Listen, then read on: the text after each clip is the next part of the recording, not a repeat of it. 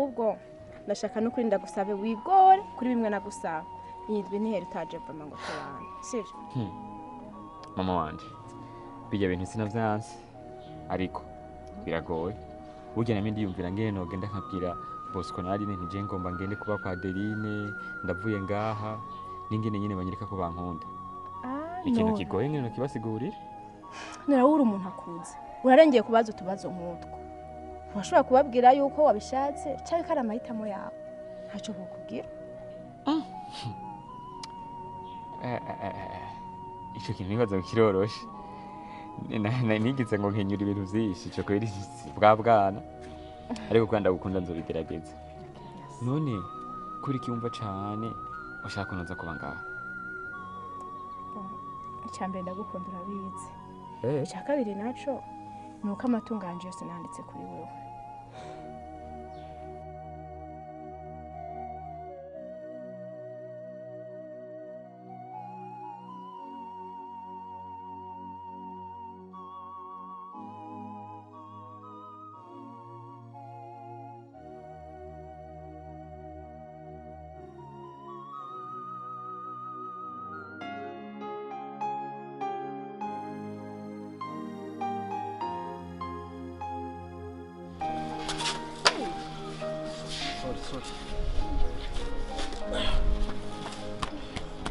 Mbabarire cyane Jenny Rich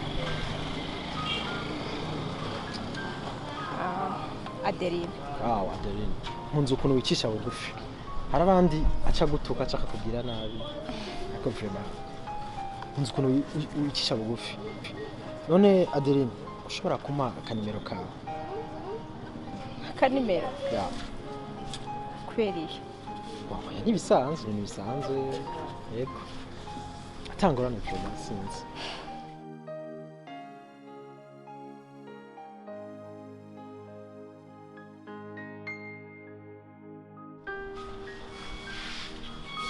akoze cyane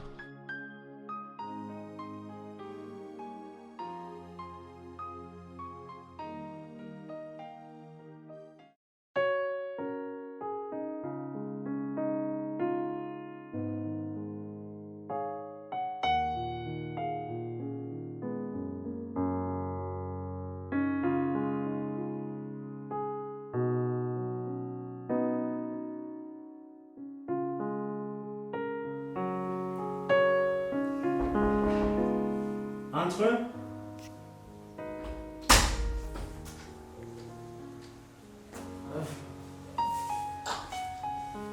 Karibu.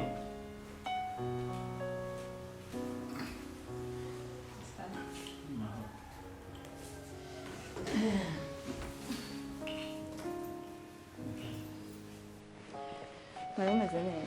Ubwo n'amahoro turashimye. Okay,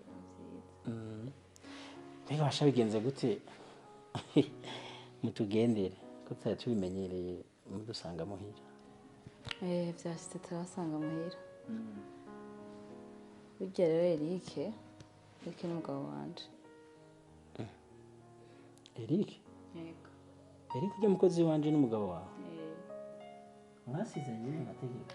Yego. Nigeza kwe aho mbere Eric naramubuze rero je naramurondera ahantu hose naramubuze. Yenje cyari kinzanye kubwira.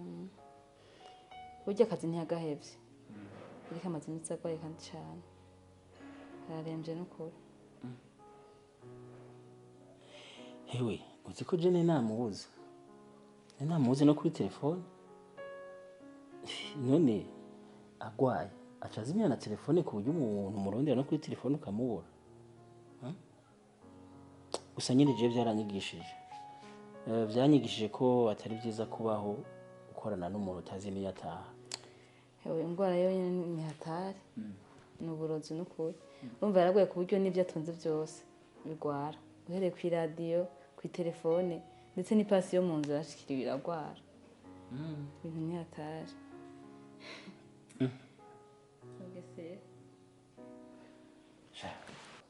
Ni hatari. Ndumva ari birebire. Gusa rero Eric ni hamwe nyine atanyumviye. Je twarigeze kuyaga ndamuhanura. Ndamumvisha yuko yerekana n'ibintu byo kwiruka na bijya bintu by'amatungo. Burya bijya bintu by'amatungo ni bibi cyane. Habamo kurogana, habamo inzika, ushobora gusanga aribyo byabiteye. None hari undi muntu bari bafitanye ikibazo uretse ujya mugore bari ko bapfa iby'amatungo ngo yasigiwe na mukuru we. nta wundi. Aho birumvikana ko ari we. Je ndifuza guhura n'ujya mugore ndamuganirize kugira ngo Eric amutezurire. Atari uko Eric no gupfa yopfa. N'umugore naraho ingumba atagira ubwenge ashaka imitungo yacu kuyihereza inyamukira. Nimba bikunda tuzofata akanya umunyereke. Nta kibazo uzaze ndamukujana. Hama twishize kuganira nibagiye kubaza ko mufata tubazimana.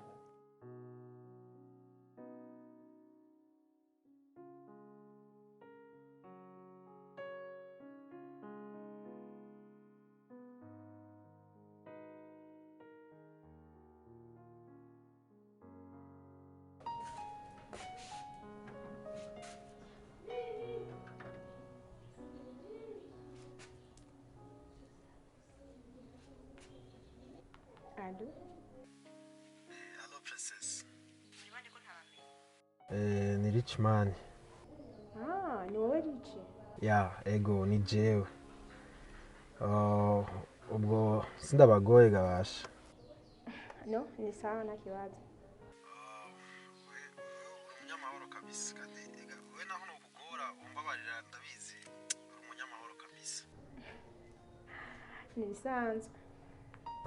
Nari ndakurondeye ngo ndagusaba akanya kugira ngo dushobore kubonana.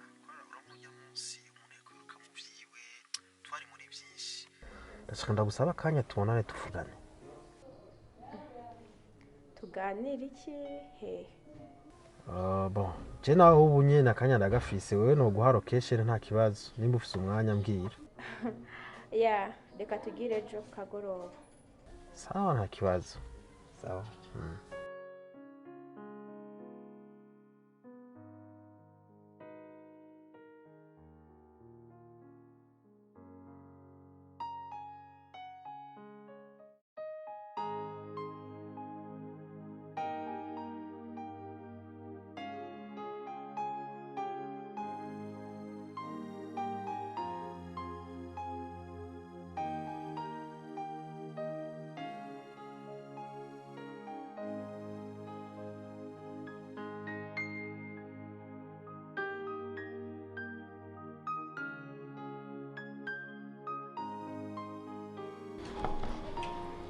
ngire mvuge ikintu ariko no mumenga ntatari so sheri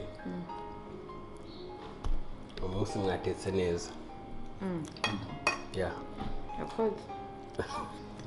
nakoze gusa nani waraje guteka ibi nabiheruka nurakiri ngaha niyo mpamvu naraze kubivuga aha ahubwo ndabivumbuye oya ntiyari bwazi cyangwa niwe yabitetse oya nje natetse umunsi uranyemeje umunsi uranyemeje kabisa gusa ahubwo iyi weekend atubwiye yanje adukorera akantu duteke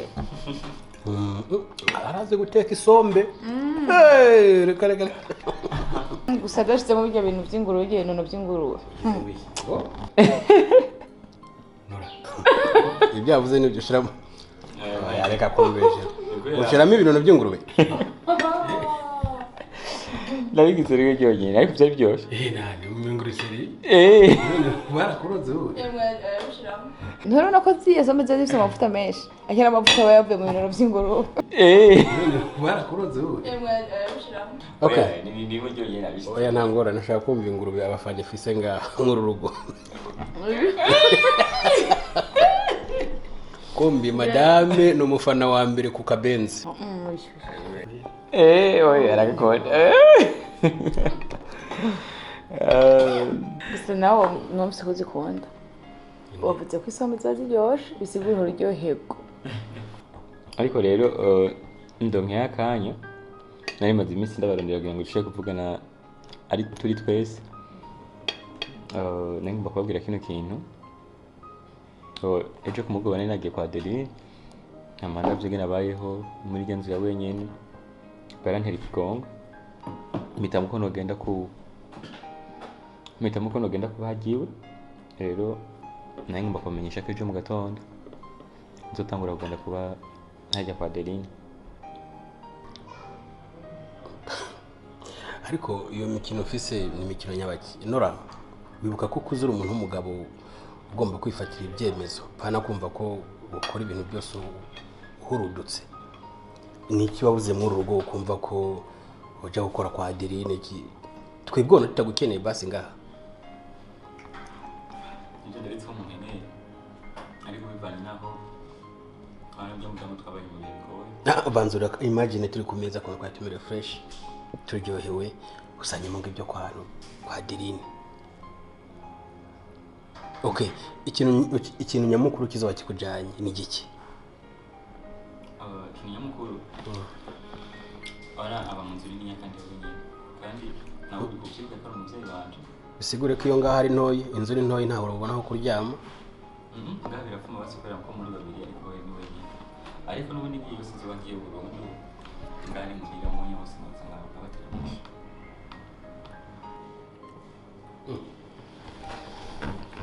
Waje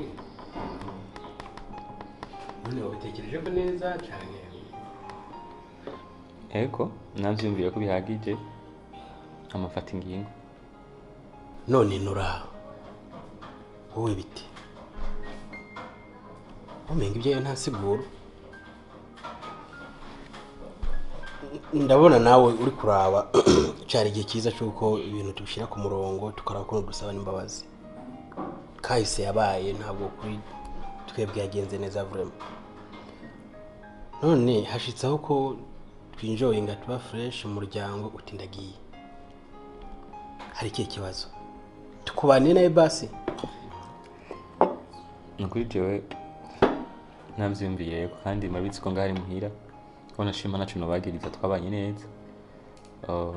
Ntimwifate nko kugarariza canke kutabakunda, mabitsi ko ndabakunda. Chere? Ibyo bintu Nurasika yadukanye yumva gute? Jewe ndavyakiriye nabi sinzi impamvu. Sishaka yogenda, shaka yoguma ngaha tukagumana basi amukumbuye tuzaragenda kuramutsa Adeline ariko atahangaha. It's okay. Ntabwo twoguma tuguhatira mu bintu bidashoboka. Uri umuntu w'umugabo nkuko nabikubwiye. Wowe simburabe ariko igihe uzabona bikwiye ukumva ko byari bikeneye kugaruka ngaha, amarembo aruguruwe karibu vraiment kandi wumve ko tutabanye nabi. Murakoze cyane.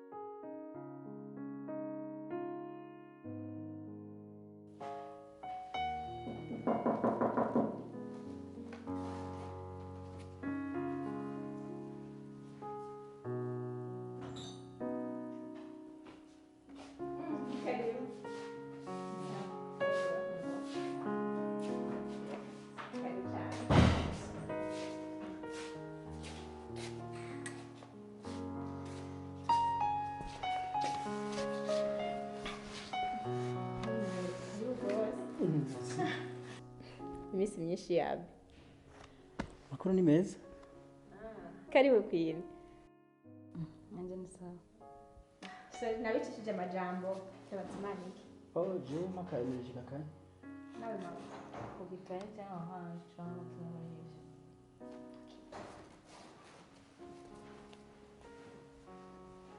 Boss, sinda mazina. Niko cyane umugore kibazina. Nibereye mwana nakubwira. Ndatwaye ibintu byose urabona ko ibintu vyari vyo hasa neza n'uyu yatunyaze kabisa n'uyu niwe nyene sha bwa bundi rero umugabo wawe ntiyarira busema nimba rero yatwaye ibintu byose wanirinze n'ibisa ibintu byose arabibanyaga na ya matongo wambwira ya mazu byose arabitwara ndumva ntiyarira busema pe asha yatunyaze ntibyumvikana Sorry, natetse.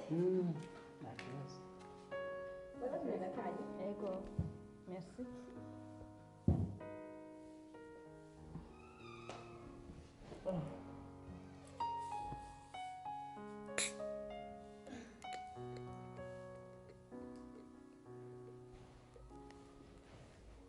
Karibu rero.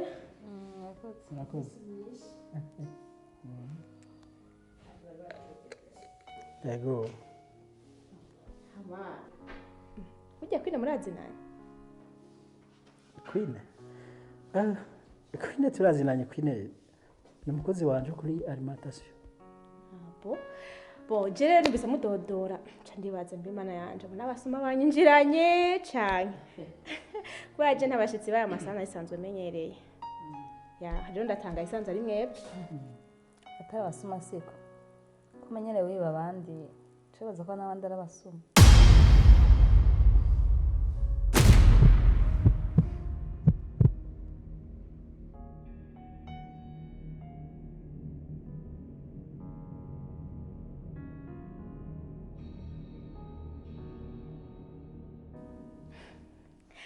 muri sanze none mwari muvuye nyine tuje tuvuye ku kazi dutembera nyine gutyo hari ahantu twari tuvuye hirya uku twumva tutorengana tudaciye hano muragize neza imana ibahezagire kabatembe neza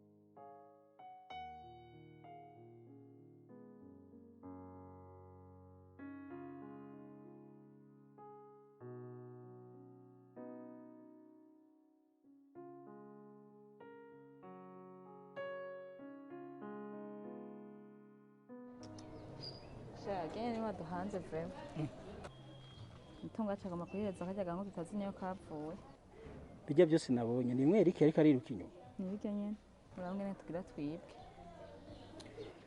none uwo mu grand frère wanyu wowe yakora iki yatandaze njya kavukire mu mahoteli akomakomeye nk'ibizinu imyungu n'ibishayotsi ashinzwe byamugejeje kuryo terambere ubona yaragezeko none ubu amasoko yari afise ninde yasigaraye nde nyene nta n'umwe ha natari twibandaniriza mugise